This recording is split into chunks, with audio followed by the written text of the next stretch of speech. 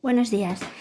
Bueno, esta va a ser la segunda clase de campo gravitatorio que se corresponde con el tema 2 del libro de Editext, y de todo lo que ya voy a explicar a partir de aquí tenéis apuntes del libro ahí en Classroom, ¿de acuerdo? O sea que cuando entréis ahí en Classroom Campos, que hay temas del libro, el que pone gravitatorio es esto que yo voy a explicar. Vale. ¿Qué voy a explicar hoy? Voy a explicar todo lo que veis ahí. Voy a explicar el concepto de campo, de líneas de campo, de fuerza conservativa, lo que es la energía potencial gravitatoria, o sea, el equivalente al MGH de toda la vida. Vamos a ver de dónde sale. El potencial gravitatorio y la relación campo-potencial. Vale. Pero voy a proyectar primero lo que vimos el otro día. Esto lo dejamos ahí un poco de recuerdo, para recordar, y esto es lo que el otro día expliqué, ¿vale? De todo esto, hoy, ¿qué me interesa? Pues lo que me interesa es sobre todo, esto es papel de sucio, lo que me interesa sobre todo es que recordéis la parte de arriba, es decir, que la interacción gravitatoria consiste en una fuerza es equivalente, la palabra fuerza implica interacción. Para que haya una fuerza tiene que haber dos cuerpos. Entonces vamos a ver qué interacción existe cuando tenemos dos cuerpos con masa. Y la ley de la gravitación universal ya la estudiamos el otro día. La fuerza es igual a la constante de gravitación universal por el producto de las masas partido de la distancia al cuadrado. Vale, la constante de gravitación es universal porque vale siempre lo mismo, da igual en el medio en el que estemos, aire, vacío, agua, da igual. Siempre vale ese valor que tenéis ahí, 6,67 por 10 a la menos 11.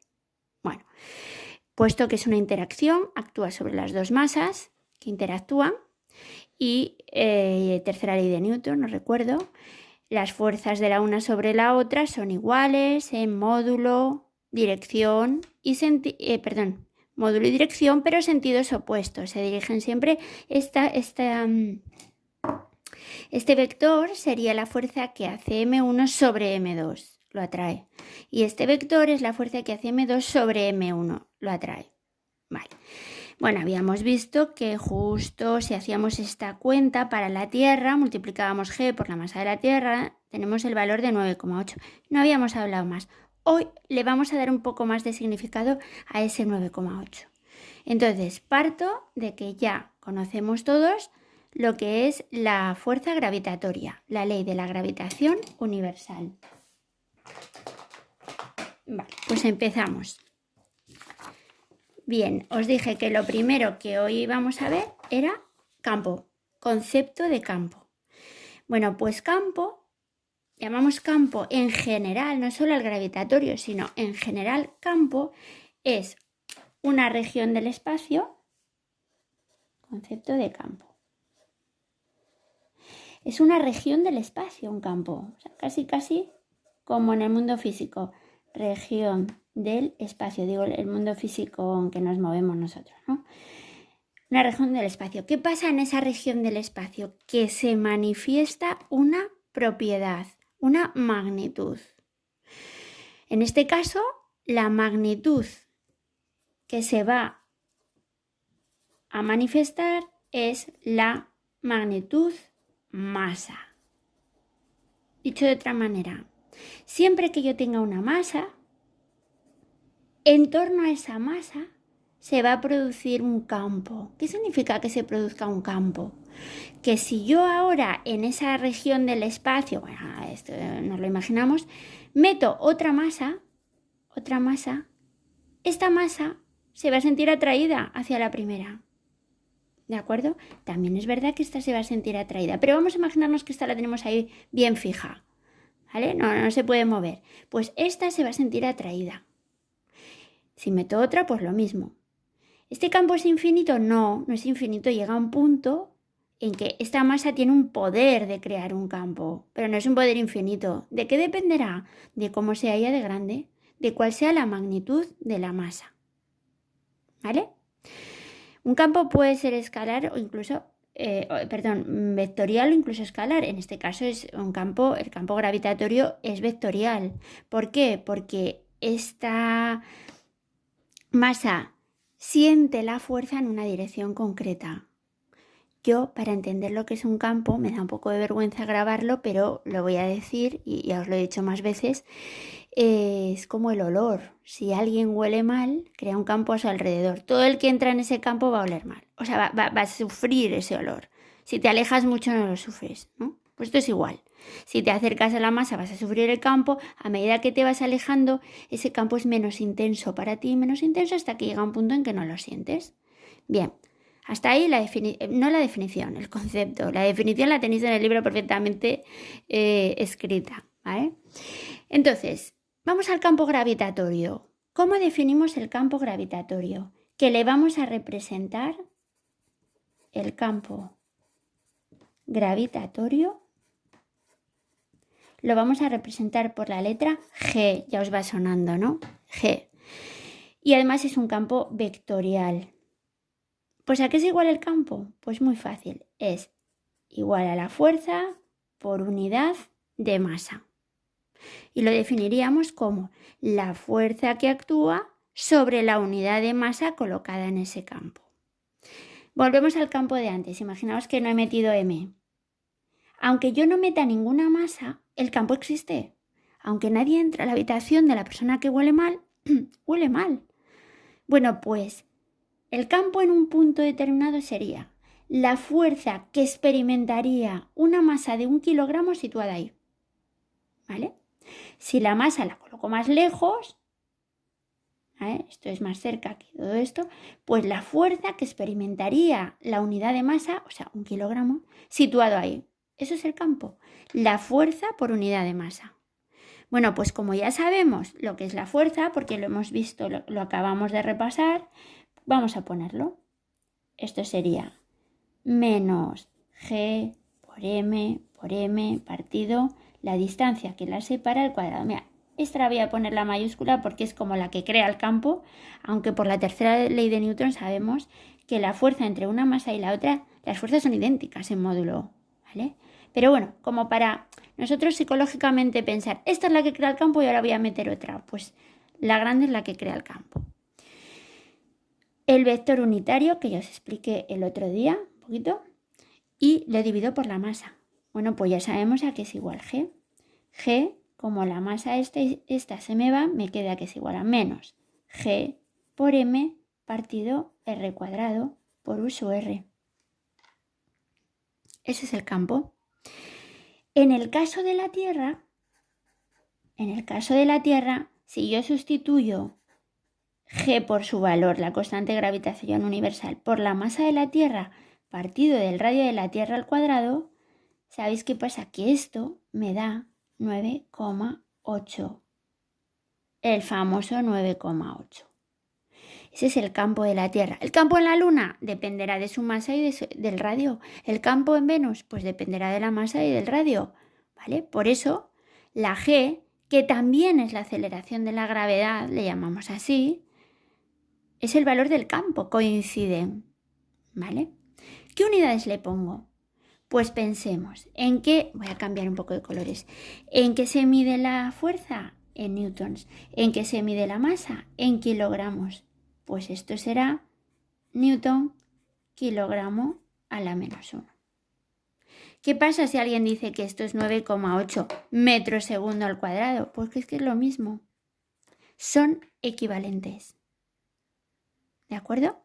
Son unidades equivalentes. No me voy a meter ahora a hacer análisis de unidades, ¿eh? No.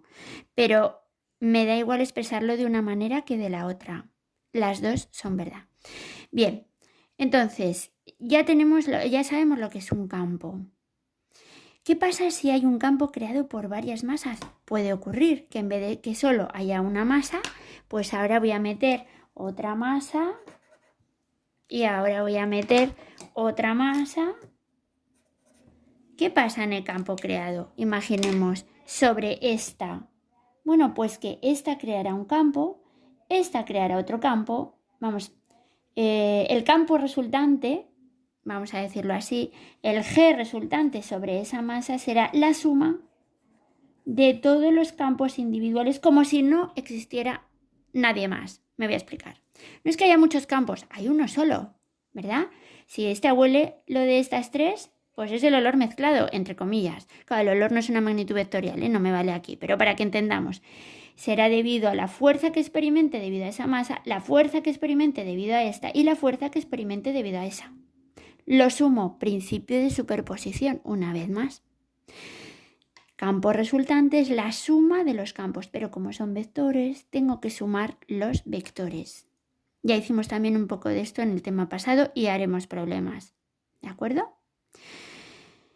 ¿Qué pasa si porque este es el campo en la superficie de la Tierra, radio de la Tierra?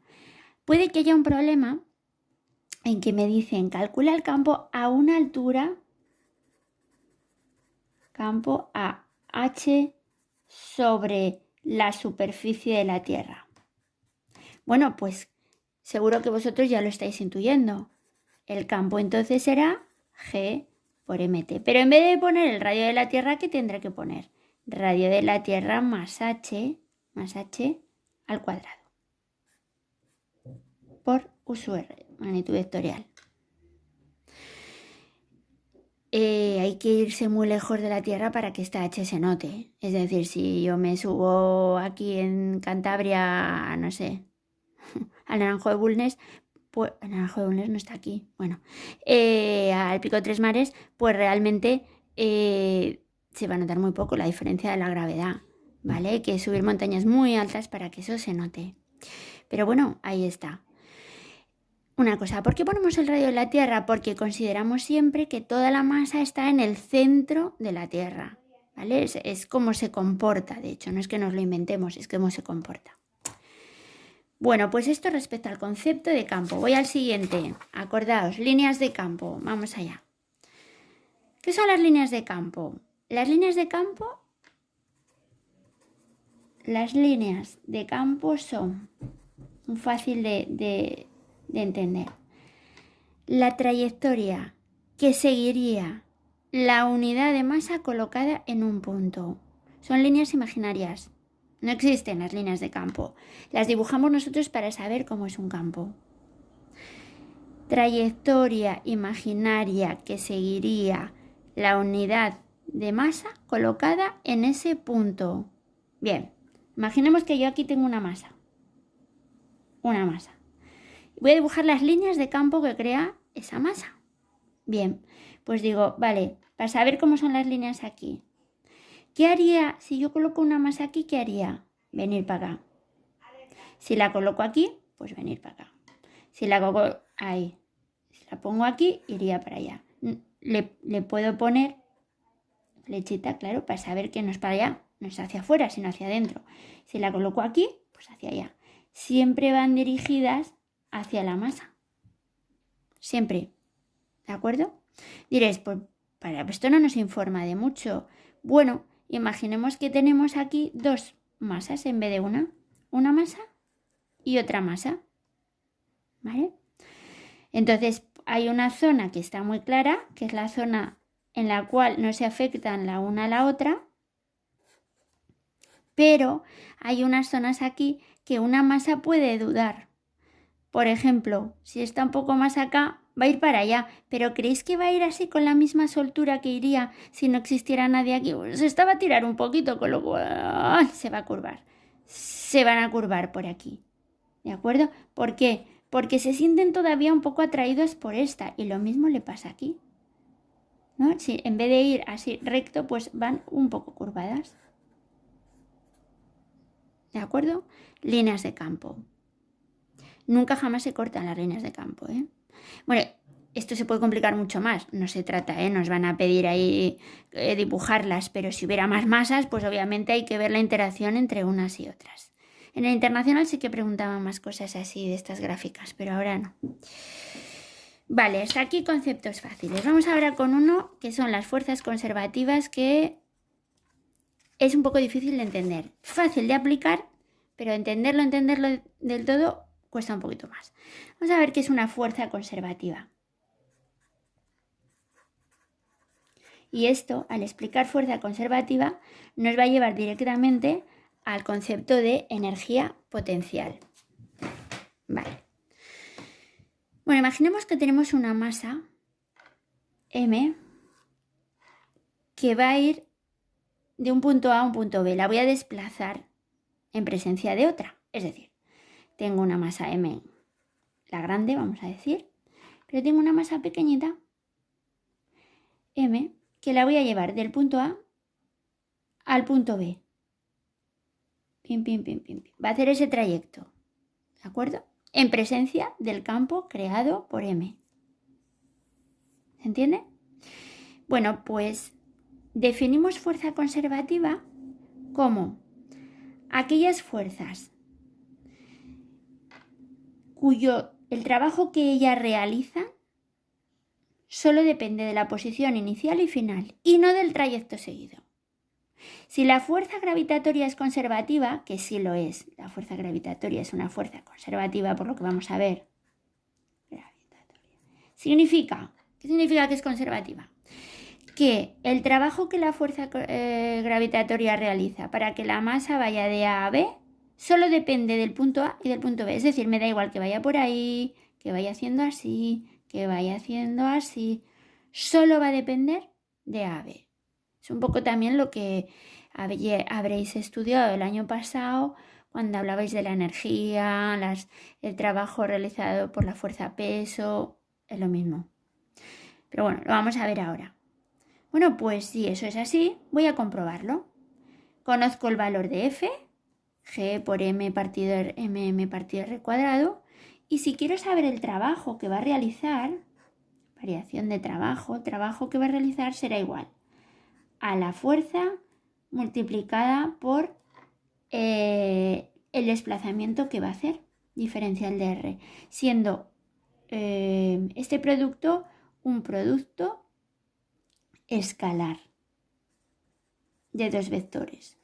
Creo que ya conocéis el producto escalar, que es el módulo de este vector por el módulo de este por el coseno del ángulo que forman. ¿Sí?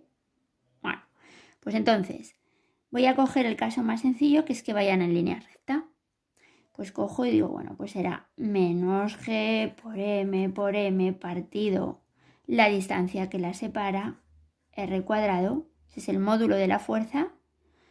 El módulo del desplazamiento pues será por lo que valga, diferencial de R, la distancia esa, pero voy a poner de momento diferencial de R para ir trocito a trocito. Y claro, ¿qué coseno forma la fuerza con diferencial de R? Voy a ampliar. Bueno, la fuerza que hace a la que se ve sometida, pues estaría en la misma línea, ¿de acuerdo? F por diferencial de R, que está en la misma línea que las une. Pues el coseno del ángulo que forman es 0 y el coseno de 0 vale 1. Pues ya lo tengo. ¿De acuerdo? Luego me queda así, GMM partido de R cuadrado diferencial de R. Bueno, pero aquí tengo un diferencial y un diferencial. Pues voy a integrar. Integro diferencial de W igual a... Bueno, integro de menos GMM partido R cuadrado diferencial de R. Sigo aquí. Pues W será igual. Saco todas las constantes GMM. Voy a integrar 1 partido R cuadrado diferencial de R. Pues ahora tengo que hacer la integral de 1 partido R cuadrado, que ya lo sabéis hacer vosotros, que me dará menos GMM. Como esto es lo mismo que R a la menos 2, quedaría R a la menos 1 partido menos 1. ¿Estamos de acuerdo? ¿Entre qué valores? Pues entre A y B. RA y RB, las posiciones de los dos. Vale, entonces voy a arreglar esto. Menos y menos más me queda GMM, el R que está a la menos 1 abajo. Todo esto entre RA y RB. O sea, ¿qué me queda?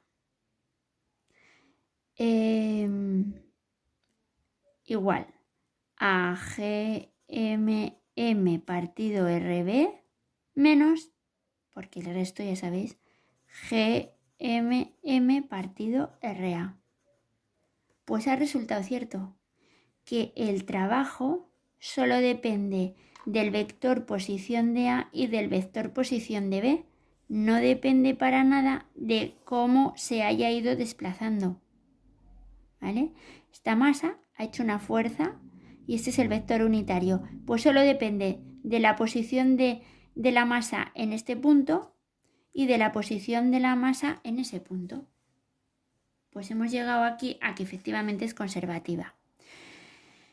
Tenéis que quedaros con el concepto de lo que es conservativa, solo depende de la posición inicial y final, pero sobre todo lo que me interesa es que debido a este desarrollo que acabamos de hacer, hemos desembocado en lo que vamos a definir como energía potencial gravitatoria. Sigo en otra hoja. Lo voy a volver a escribir. Hemos quedado que W, el trabajo, es igual a GMM partido RB menos GMM partido RA. ¿De acuerdo?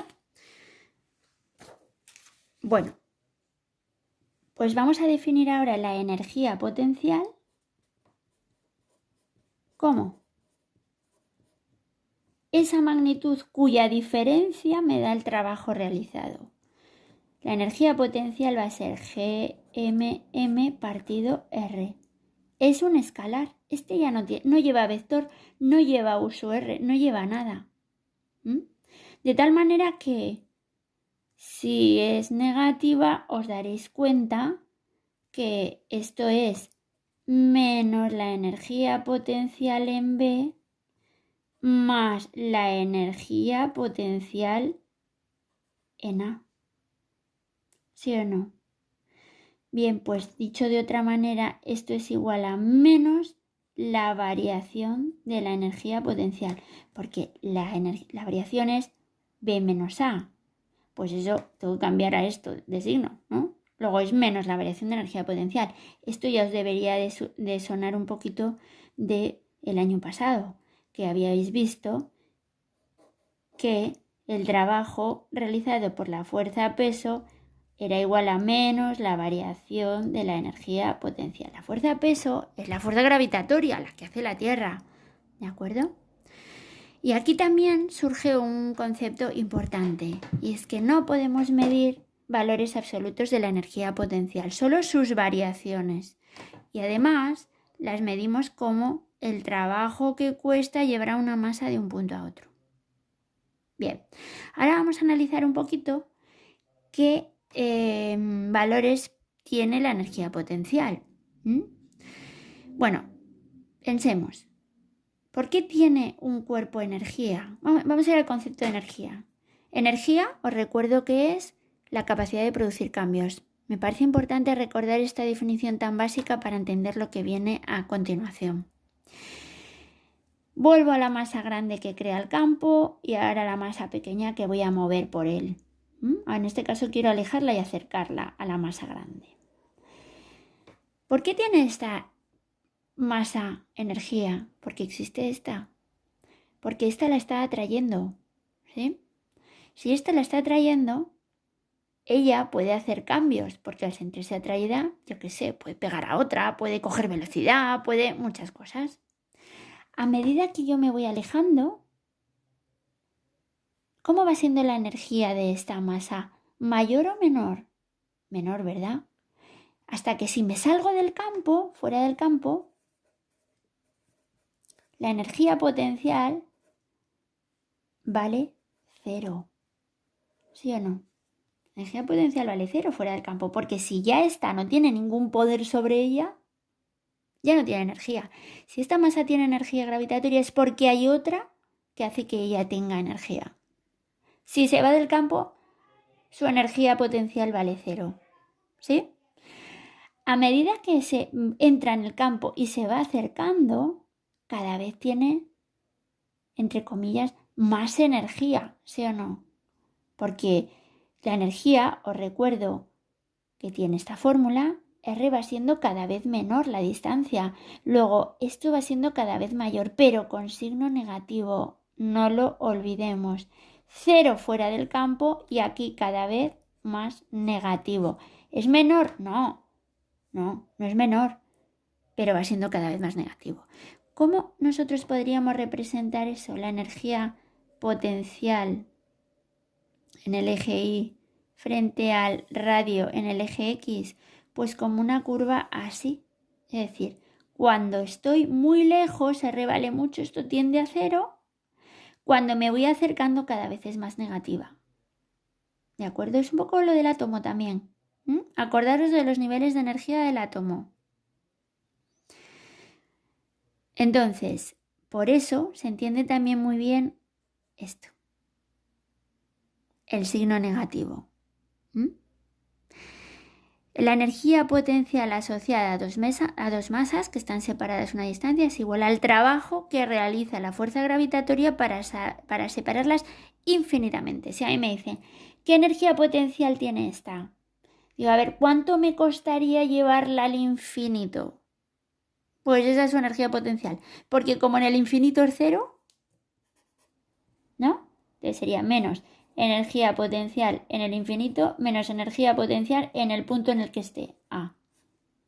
Como esta sé que es 0, su energía potencial es equivalente a el trabajo que me cuesta llevarla desde el punto A hasta el infinito. Es eso, la energía potencial. ¿Vale? De aquí que podemos deducir también que si yo estoy acercando la masa, si la estoy acercando, el trabajo es positivo. ¿Vale? Si yo estoy separando masas, el trabajo es negativo. Aquí volvemos también al tema de los criterios de signos, ¿no? Pero pensemos, al campo, vamos a pensarlo así, al campo, ¿juntar masas le cuesta? Nada, es lo propio, las masas se atraen. Luego, quedémonos con esta idea. Juntar masas, que las masas se acerquen, dicho de otra manera, es un trabajo positivo. Positivo. ¿Vale? Separar las masas, el trabajo va a ser negativo. Cuesta mucho. O sea, cuesta mucho separarlas porque ellas de por sí tenderían a juntar. Lo podemos ver con la fórmula. ¿Vale? Fijaros, si yo voy a juntar masas, significa que la distancia en la posición B es menor que en la posición inicial. ¿Sí o no? Si esto es menor, significa que este número es más grande. Esto me va a dar positivo, esta resta. Ahora, si yo las separo, la posición final va a ser más grande que la inicial, con lo cual el número negativo es más grande, me da negativo. ¿Sí? Entonces, si esa resta me da negativo, pues trabajo negativo, claro, evidentemente. Vale. ¿Qué pasa si hay varias masas en un campo? ¿Cuál es la energía potencial? Es decir, si hay varias masas,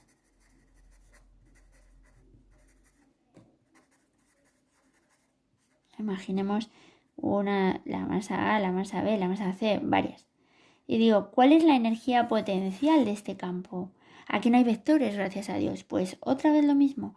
La energía potencial total es el sumatorio de la energía potencial de cada masa con la otra. O sea, que si son 3 masas, vaya, he puesto muchas. Si son 3, pues es que si no me vuelvo loca aquí, la 1, la 2 y la 3, ¿vale? Pues la energía potencial total será la energía potencial entre 1 y 2, más la energía potencial entre 2 y 3, más la energía potencial entre 1 y 3. ¿Vale? Porque os recuerdo que la energía potencial es M por M. Pues aquí pondríamos M1 y M2 y la distancia entre ellas. M2 y M3, la distancia entre ellas. M1 y M3, la distancia entre ellas. ¿Vale? Bueno, como vamos a hacer problemas de esto, volveremos sobre ello. Yo sé que el tema de fuerza conservativa y esto de la energía potencial cuesta un poquito, pero bueno, vamos a hacer problemas. Y por último, voy a explicaros lo que es el potencial gravitatorio. Bueno, esto ya es muy fácil. Potencial gravitatorio. Bueno, pues potencial gravitatorio ya la misma palabra indica, ¿no? Lo que es un potencial. Es algo que no ocurre, pero podría ocurrir. Es un riesgo potencial, podría ocurrir. Pues potencial gravitatorio. ¿Cómo se define? Pues como la energía potencial que tendría una masa situada en un campo. ¿Os acordáis cuando he explicado? Campo, que decíamos que campo es la fuerza que experimentaría la unidad de masa en un punto aunque no esté? Bueno, pues esto es igual. El potencial sería la energía potencial que tendría una masa en un campo aunque no esté. Bueno, pues ¿cómo definimos el potencial? Pues energía potencial por unidad de masa. Bueno, pues como sabemos lo que es la energía potencial, menos GMM partido R cuadrado. ¿Qué ocurre? Que M y M se me van y me queda, no es un vector. Lo mismo que la energía potencial no es un vector, el potencial tampoco lo es. Bien, se me ha olvidado poner las unidades de la energía potencial. Como siempre, en el sistema internacional, la unidad es julio. Igual que el trabajo, ¿vale? Pues, ¿qué unidad tendrá ahora el potencial? Pues si es energía potencial, que son julios, y la masa kilogramos, pues la unidad del potencial es julios kilogramo a la menos 1 y es un escalar. Principio de superposición se aplica de la misma manera. Si tengo varias masas, el potencial total es la suma de los potenciales individuales. Y puedo también escribir, cogiendo esta expresión de aquí arriba, esta, como el trabajo es igual a menos la variación de energía potencial, cogiendo esa expresión que no se ve muy bien, pero bueno, esto será igual a menos la masa por la variación del potencial, porque la energía potencial es M por la variación de potencial. O sea, que puedo escribir como menos M por VB, potencial en B, menos potencial en A. ¿Vale? De aquí surge también el concepto de superficie equipotencial. ¿Es una superficie equipotencial? Pues ya la palabra lo dice. Igual potencial, X, igual potencial. ¿Vale? Cuando nosotros antes dibujábamos unas líneas de campo, yo tengo una masa aquí, unas líneas de campo, ¿no? ¿Cuáles eran los puntos que están al mismo potencial? Pues obviamente los que están a la misma distancia, ¿vale? Imaginaros que aquí hay un círculo a la misma distancia. Esto es una superficie equipotencial. Los puntos uniendo puntos a igual distancia. Diréis, eso es un círculo, no es una superficie. Ya, ahora trasladarlo a 3 dimensiones. Yo lo estoy haciendo en el papel, pero esta masa en una esfera alrededor de ella atraería los puntos de igual distancia por igual. Esa esfera es la superficie equipotencial.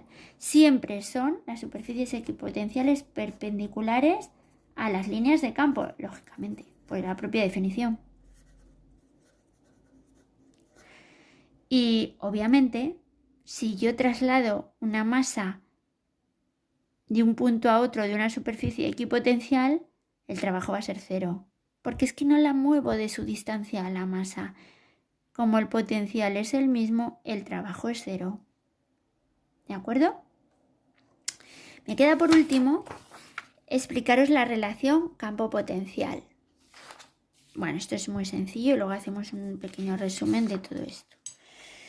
Bueno, pues la relación campo-potencial, os la voy a poner aquí con una formulilla muy sencilla.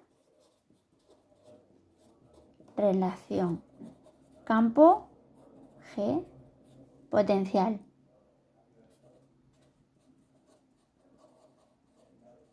Vale. Hemos dicho que el trabajo es igual a F. Lo voy a poner todo en valor absoluto. Me olvido ya de... ¿Vale? Voy a poner una relación del módulo del campo con el potencial. El trabajo es F por diferencial de R, ¿no? Y el trabajo es a la vez menos la variación de energía potencial. Pero además, la variación de energía potencial yo la puedo poner como menos M. Vale, pues ahora voy a dividir todo por M, ¿de acuerdo? Divido por M aquí, divido por M y divido por M. Bueno, pues lo que me queda, como estas se me van a ir, me queda que la fuerza por unidad de masa, os recuerdo que es G por diferencial de R. Bueno, esto va a ser útil. Esta relación va a ser útil. ¿Por qué? Porque con esto lo que vemos es que el campo va a tener el sentido... A ver, esta frase la voy a escribir y la analizamos. El campo tiene el sentido de potenciales decrecientes. Y lo vamos a analizar. Decrecientes. Pensemos en una masa otra vez que crea un campo. ¿Qué sentido tiene el campo? Pues así, ¿no? ¿Sí? Ya que situásemos una carga de una masa de 1, este sería el campo. ¿Cómo es el potencial? Pues el potencial aquí es menor que aquí, porque es más negativo, ¿sí o no? Sentido de los potenciales decrecientes. Entonces esto aparecerá en algunos problemas, ¿no? ¿Qué sentido? Yo qué sé, bueno, ya lo veremos, que ahora no se me ocurre ninguno. Bueno, entonces, de todo esto diréis, pero vamos a ver, que aquí hay muchísimo desarrollo conceptual. Me interesa que os quedéis con los conceptos, pero sobre todo vamos a hacer una tablita aquí en la cual vamos a resumir las 4 cosas fundamentales. ¿Vale? Vamos a resumir 4 cosas, que son fuerza, vector, menos G por M partido R cuadrado por U sub R. ¿Sí? Vale. Campo, vector, menos G por M partido R cuadrado por U sub R.